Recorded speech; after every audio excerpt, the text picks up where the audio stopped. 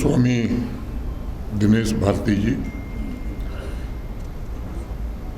विश्व हिंदू परिषद के संगठन महामंत्री सम्माननीय मिलन जी,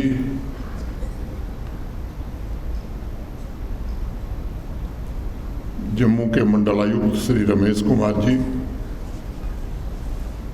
जम्मू के पुलिस महानिरीक्षक श्री भीमसेन टूटी जी,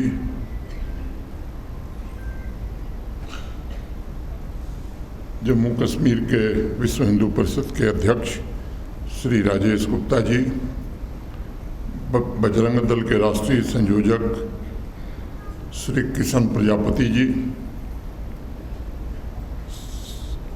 श्री पवन कोहली जी, स्वर्ण सिंह जी, सभागार में उपस्थित जम्मू कश्मीर प्रशासन के हमारे सभी सहयोगी, विश्व हिंदू परिषद बजरंग दल के सभी पदाधिकारी, पद्मश्री रमालू राम जी, देश भर से आए हुए सभी श्रद्धालुगण, देवियों, सज्जनों और मित्रों, आज पवित्र श्री बूढ़ा अमरनाथ जी यात्रा के शुभारंभ की पूर्व संध्या के इस आनंदमय श्रद्धा और आध्यात्मिक मंगल के अवसर पर आपके बीच उपस्थित होना मेरे लिए अत्यंत प्रसन्नता और गौरव का विषय है। मैं मानता हूं कि वर्ष 2005 से श्रद्धा, सेवा और आध्यात्मिक अनुशासन के साथ आयोजित की जा रही यात्रा केवल पर्वतों और घाटियों को पार करने वाली यात्रा नहीं है। ये हमारे बाहरी पथ से कहीं अधिक हम सबके अंतर्मन की यात्रा है। बाबा बूढ़ा अमरनाथ जी की ये तीर्थ यात्रा स्वयं के भीतर स्थित चेतना को पहचानने की भी यात्रा है। यह पावन तीर्थ यात्रा भगवान शिव की ओर अग्रसर होने की भी यात्रा है, जो श्री बाबा बूढ़ा अमरनाथ जी स्थल की दिव्य ऊंचाइयों में विद्यमान है। और मुझे लगता है कि भक्तों के अंतःकरण में भी मौजूद है। हमारे यहाँ हमारी संस्कृति में कहा गया है कि नागेंद्र हाराय त्रिलोचनाय भस्मांगरागाय महेश्वराय नित्याय शुद्ध्याय दिगंबराय तस्मै नकाराय नमः शिवाय।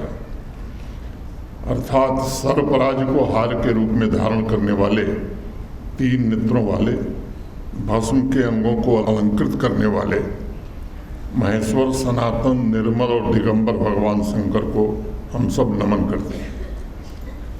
यह श्लोक भगवान अमरनाथ की यात्रा के साथ साथ हमारे चिंतन, हमारे कर्तव्य बोध और अस्तित्व के साथ हमारे आपस के सनातन संबंध को भी दर्शाता है।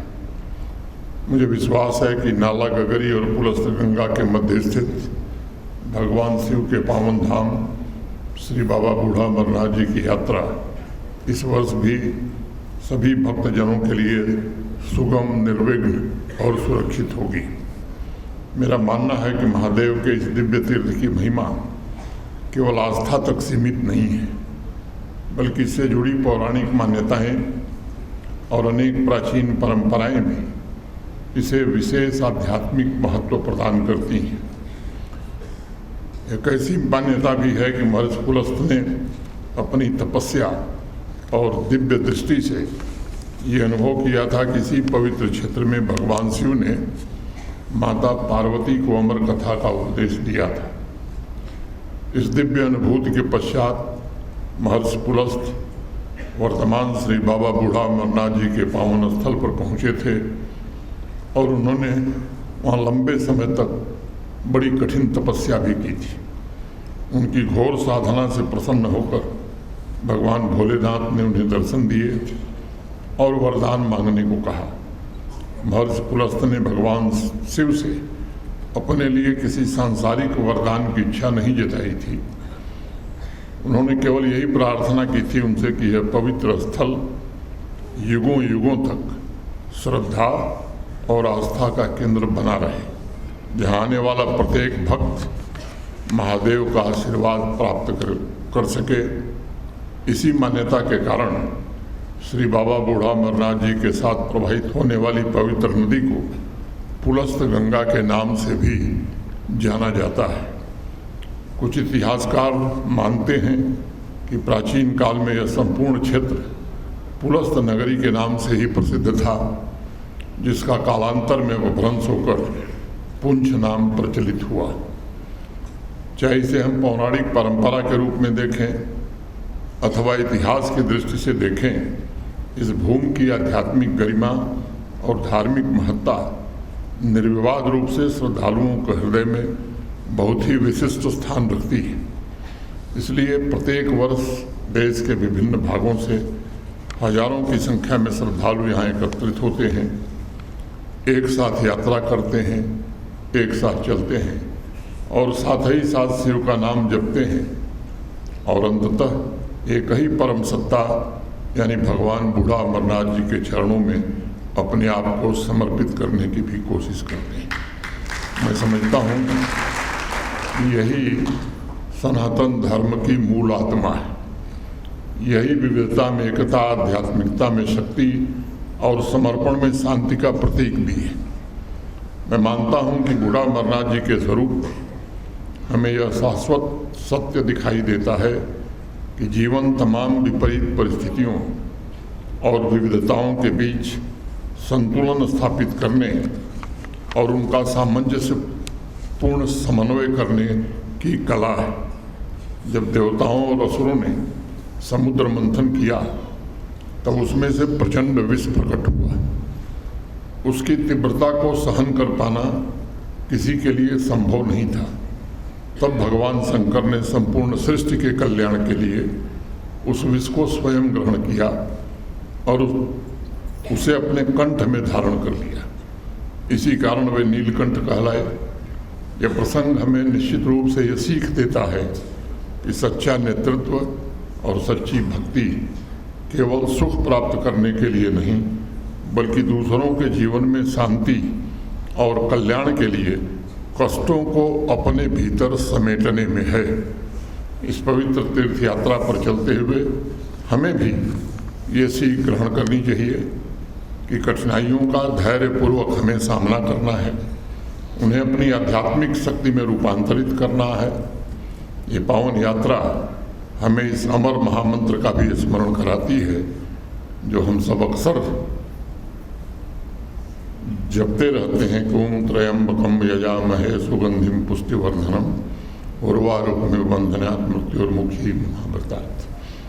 हम उन त्रिनेत्रधारी भगवान शंकर की उपासना करते हैं जो जीवन को पोषण और सुगंध प्रदान करने वाले। वे हमें मृत्यु और बंधनों से मुक्त कर अमरत्व की ओर ले जाते हैं।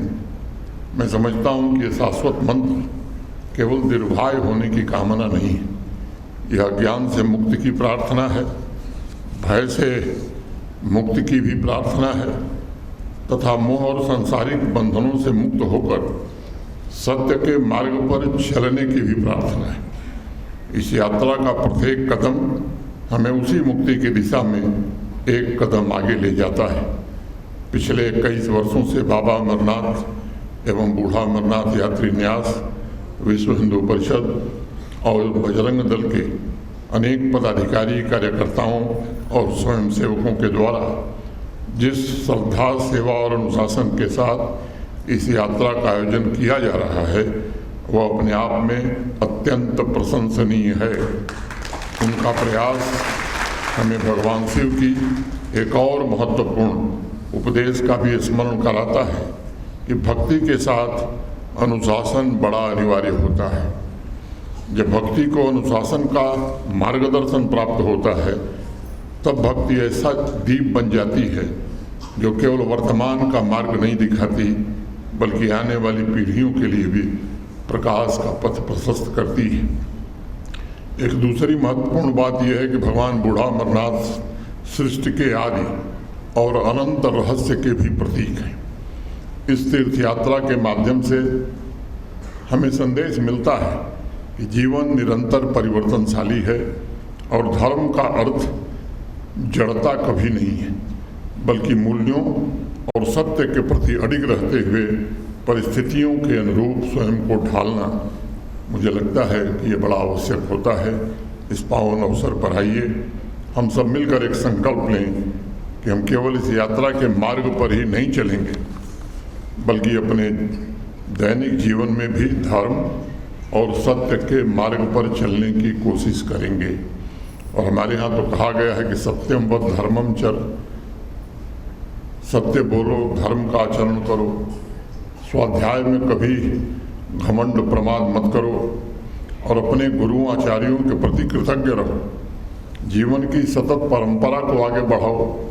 मैं मानता हूँ कि सत्य, कर्तव्य, ज्ञान, सम्मान और निरंतरता यही धर्ममय जीवन का मूल सार है।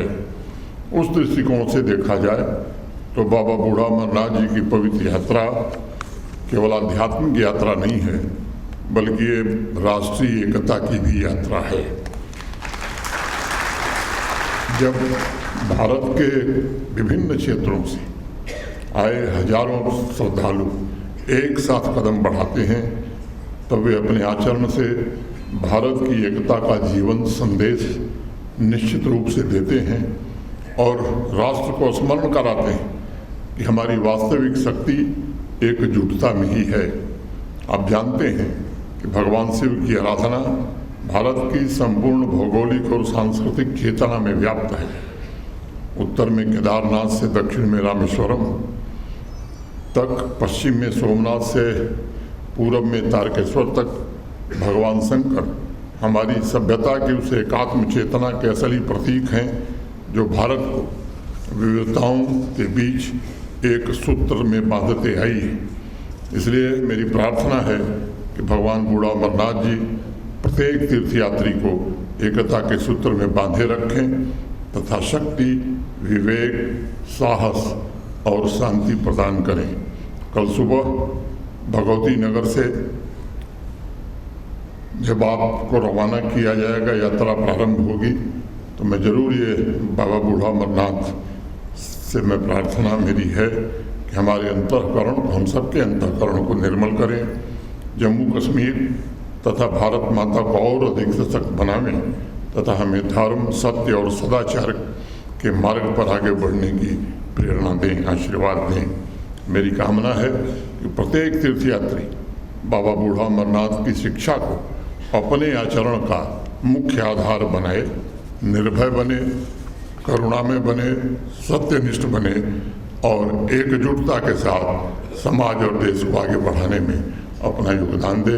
मैं फिर से विश्व हिंदू परिषद, बजरंग दल और उन तमाम कार्यकर्ताओं का जिन्होंने इस यात्रा को इस मुकाम तक पहुंचाया है, चाहे वो जम्मू कश्मीर के हों या देश के बाहरी हिस्सों को, उनके प्रति आदर व्यक्त करते हुए, ईश्वर से प्रार्थना करते हुए कल से यात्रा से प्रारंभ हो, निर्विघ्न हो और सब लोग मनवांछित फल लेकर के बूढ़ा अमरनाथ जी से जाएं। बहुत बहुत धन्यवाद। जय हिंद, जय भारत, हर हर महादेव।